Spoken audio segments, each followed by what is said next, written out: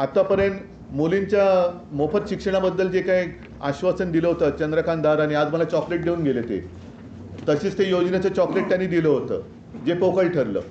हे आता योजनेची चॉकलेट देऊ नका, कारण लोकांची सहनशक्ती आता जवळपास संपलेली आहे. कालच्या लोकसभेच्या निकालातून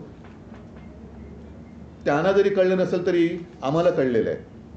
जनता आता भोळी राहिलेली नाही आहे की कोणी यावं आणि गाजर दाखवून आपलं काम करून घ्यायचं. तर ह्या गोष्टी आता जुन्या झालेल्या आहेत.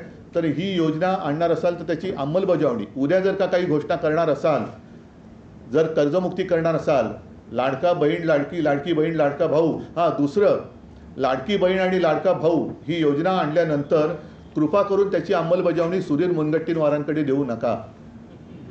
कारण त्यांचं चंद्रपूरमधलं जे काही एक भयानक हिणकस भाषण होतं ते ऐकल्यानंतर अंगावरती असा शहारा येतो की असे मंत्री आपल्या राज्यात मंत्रिपदावर राहू शकतात. माता भगिनींना शिवीगाळ करणारे मंत्री मंत्रिमंडळात राहू शकतात. माता भगिनींवरती अत्याचार करणाऱ्याचे आरोप ज्यांच्यावर आहेत असे सुद्धा मंत्री राहू शकतात.